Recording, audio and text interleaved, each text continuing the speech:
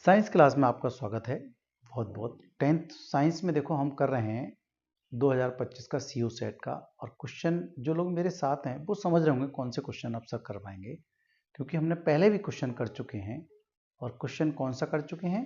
जो लोग मेरे साथ हैं वो क्वेश्चन नंबर 1 उन्होंने फिट कर लिया है, नोट भी कर लिया होगा, ना को नोट नहीं किया है तो उन्हें याद हो गया होगा। बात तो एक ही है भाई।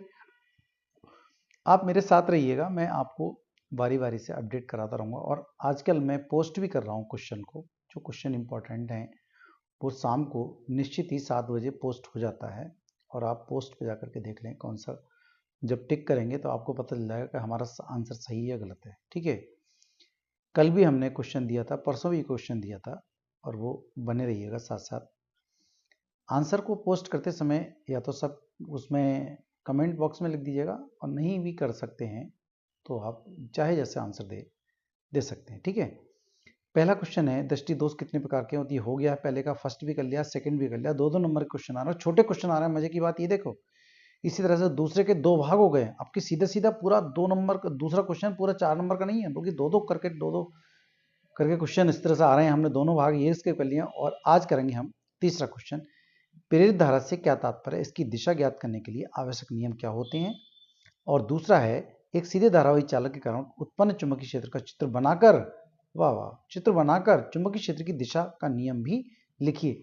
और क्वेश्चन सभी सेटों में लगभग लगभग रिपीट हो रहे हैं, और किस तरह से तोड़ तोड़ के क्वेश्चन दिए जा रहे हैं आप मेरे साथ समझ ही रहे होंगे। और मैंने लगभग सभी का आंसर दिया है। आओ तीसरा क्वेश्चन कर लेते हैं। क्या है तीसरा क्वेश्चन भाई? प्रेरित धारा वही होती है जो जनरेटर से प्राप्त होती है, बैटरी या सेल से प्राप्त नहीं होती प्रेरित धारा। ठीक है, तो किस तरह से प्राप्त होती है उसको हम क्यों कहना चाह रहे हैं। जब किसी चालक से बद्ध मतलब कांटेक्ट होना चाहिए, उसका है संबद्ध होना चाहिए, चुंबकीय फ्लक्स में परिवर्तन होता है तो उसमें विद्युत वाहक बल उत्पन्न हो जाता है उस कुंडली के अंदर, जिसे प्रेरित विद्युत वाहक बल कहते हैं। और यदि परिपथ बंद है, बंद का मतलब है सभी तरफ से वो जोड़ उसके लगे हुए हैं, मतलब सर्किट हमारा पूरा है, बंद का मतलब समझ रहे हैं, पूरा बंधा हुआ है, तो उसमें विद्युत धारा प्रवाह होने लगती है। ठीक है, जिसे प्रेरित विद्युत धारा कहते हैं। देखो बहुत छोटा सा क्वेश्चन है, 2 ही नंबर का है ये। और कहां तक है 2 नंबर का आप भी देख लिए। ये कह रहा है प्रेरित धारा की दिशा कैसे ज्ञात करते हैं। तो याद कर लीजिएगा, प्रेरित विद्युत धारा की दिशा दाएं हाथ के, जो फ्लेमिंग ने दाएं हाथ का नियम दिया है, बाएं का भी दिया दाएं का भी दिया, तो दाएं हाथ के नियम से हमें विद्युत धारा की दिशा मतलब प्रेरित विद्युत धारा की दिशा ज्ञात करते हैं। ठीक है ना, कैसे है? यदि हम, जो हमारा दायां हाथ है उसमें 3 उंगलियां, एक अंगूठा और अंगूठे के पास वाली तर्जनी उंगली और तर्जनी के पास कौन सी है, मध्यमा, इन तीनों को ऐसे पकड़ें कि एक दूसरे के वो कैसी हों, लंबवत हों। ठीक है, और बहुत ज़्यादा आपको ये चीज़ समझ में नहीं आ रही होगी तो मैं इसका लिंक पुरानी वीडियो को डाल दूंगा, वहां पर भी समझ सकते हैं। और बहुत सारे लोग समझ ही गए होंगे, कोई ऐसी खास बात नहीं है।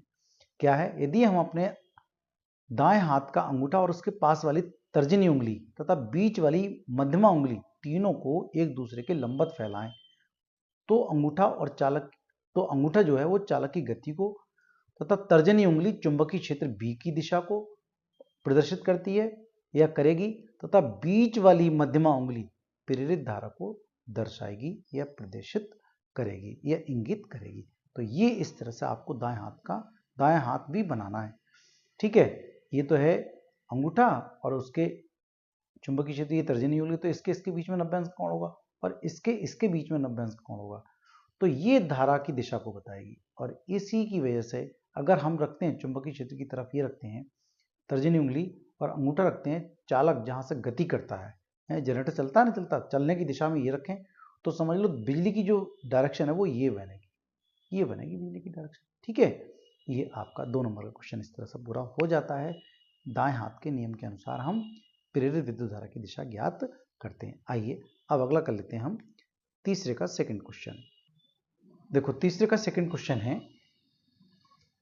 लिखा है तीसरे का सेकंड क्वेश्चन में, देखो आप समझ रहे हैं, एक सीधे धारावाही चालक के कारण उत्पन्न चुंबकीय क्षेत्र का चित्र बनाकर, उसका चित्र बनाना है, चुंबकीय क्षेत्र की दिशा का नियम कैसे ज्ञात करते हैं ये पूछना चाह रहा है। ठीक है, तो हम बता रहे हैं ये सीधे धारावाही चालक के कारण चुंबकीय उत्पन्न चुंबकीय क्षेत्र, तो देखो ये यहाँ से लेके यहाँ तक जो तार दिया है ये वाला, इसमें एक गत्ता ले लिया हमने, गत्ते के ऊपर लोहे का बुरादा डाल दिया, ये लोहे का बुरादा, और जैसे हम बिजली डालते हैं, बिजली करते हैं इसमें प्रवाहित करते हैं, मतलब इधर से इधर को बिजली जा रही है, नीचे से ऊपर की तरफ, जैसी बिजली जाएगी वैसे ही हम गत्ते को थपथपाते हैं, तो थपथपाते तो यहाँ पर रिंग बन जाते हैं, ये रिंग ऐसे करके रिंग बन जाते हैं, किसके, लोहे के बुरादे के रिंग बन जाते हैं। क्यों बन जाते हैं, क्योंकि इसके चारों ओर बिजली, ये चालक तार है, ठीक है, इसमें छेद कर दिया हमने गत्ते में, और गत्ते में छेद करके तार निकाल दिया और बस करंट स्टार्ट कर दिया, और जैसे हम करंट स्टार्ट करते हैं और गत्ते को थपथपाते हैं तो इसके चारों ओर रिंग बन जाते हैं, और यहाँ जहाँ पर ये तार है वहाँ पर रिंग जो है घने होते हैं, और जैसे जैसे दूर की तरफ जाते हैं रिंग जो है वो छीदे होते चले जाते हैं, ठीक है। और इसकी दिशा हम कंपास सुई की हेल्प से ज्ञात करते हैं, तो ये दिशा जाती है इस तरह से, कैसा है ये, एंटी क्लॉकवाइज है, नहीं क्लॉकवाइज, इस तरह से एंटी क्लॉकवाइज है। तो क्या देखा है इसके अंदर कि जब यदि किसी तार में वैद्युत धारा प्रवाहित की जाती है तो उसके चारों ओर चुंबकीय क्षेत्र उत्पन्न हो जाता है, तो हो जाता है, तो फिर तो इसकी दिशा कैसे ज्ञात करते हैं, ये मेन बात है इसके अंदर। तो इसकी दिशा ज्ञात करते हैं हम दाएं हाथ के अंगूठे के नियम से। देखो कौन सा है ये, दाएं हाथ का अंगूठे का नियम, बहुत ही इंपॉर्टेंट है भाई। ये देखो चुंबकीय क्षेत्र की दिशा का नियम है, कैसे, दाएं हाथ के अंगूठे का नियम से ज्ञात करते हैं। जैसे हमने ये तार लिया और तार हमने पकड़ लिया और अंगूठे को लगाए ऐसे करके, तो अंगूठा जो जा रहा है वो बिजली की दिशा में जा रहा है। देखो बिजली कहाँ से जा रही थी, नीचे से ऊपर की तरफ जा रही, नीचे से ऊपर की तरफ, तो अंगूठा क्या है, अंगूठा ऐसा आएगा जैसे बिजली की तरफ तो हम अंगूठा लगाते हैं, जैसे विद्युत धारा की दिशा ये है बिजली की तरफ, तो उंगलियां हम मोड़ें अपने दाएं हाथ के अंगूठे की, तो इस तरह से मुड़ेंगी, ऐसे मुड़ेंगी नहीं मुड़ेंगी, तो जैसे मुड़ेंगी वैसे ही चुंबकीय क्षेत्र की दिशा होगी इस तरह से। क्लियर, समझ में आ गई, ऐसा करके इस तरह से होगी चुंबकीय क्षेत्र की दिशा। तो आओ हम पढ़ लेते हैं कैसे करके। यदि हम दाएं हाथ में वैद्युत धारा की ले जाने वाला तार इस प्रकार पकड़ें कि उंगलियां तार पर लिपटी हों, जैसे ये लिपटी हुई उंगलियां, ठीक है, लिपटी हों, वह अंगूठा वैद्युत धारा की दिशा में हो। देखो विद्युत धारा की दिशा जैसे करंट की दिशा में ये हो, नीचे से ऊपर की तरफ हो, तो लिपटी हुई उंगलियों की दिशा चुंबकीय बल रेखाओं की दिशा होगी, या ये प्रदर्शित करती हैं। कौन कौन सी चुंबकीय बल रेखाओं की दिशा कैसे होगी, जैसे हम अपनी अपनी उंगली को मोड़ लेते हैं इस तरह से, एंटी क्लॉकवाइज होगी। मतलब अगर नीचे से बिजली जा रही हो अंगूठे की तरफ तो चुंबकीय क्षेत्र की दिशा क्या होगी, जैसे मेरी उंगली मुड़ जाए, एंटी क्लॉकवाइज होगी। समझ में आ गई नहीं आई, इस तरह से जैसे हम अपने दाएं हाथ को मोड़ लेते हैं, जैसे दाएं हाथ के उंगलियों को मोड़ लेते हैं, और अंगूठा बिजली की दिशा में और उंगलियां मुड़ी हुई चुंबकीय क्षेत्र की दिशा को प्रदर्शित करती है। ये वाली बात आपके सब समझ में आ गई होगी। ये तीसरा क्वेश्चन हमारा कंप्लीट हो जाता है। अगर फिर भी कोई बात समझ में नहीं आती हो तो जरूर से जरूर मुझे बताएं, तभी तो मैं बता पाऊंगा वह अच्छे से, और कि आप क्या सोचना चाहते हैं, क्या कहना चाहते हैं, ठीक है। चित्र जरूर बनाएं, ये वाला भी और वो वाला भी, तभी अच्छे से नंबर मिलेंगे। हालांकि उसने ये वाला चित्र पूछा नहीं है, लेकिन आपको चित्र बनाना होगा। ये वाला चित्र उसने पूछा है, ये चित्र नहीं पूछा है, ठीक है। चलो अगला क्वेश्चन हम करेंगे, चौथा नंबर, ठीक है, आगे। Okay, thank you, have a nice day.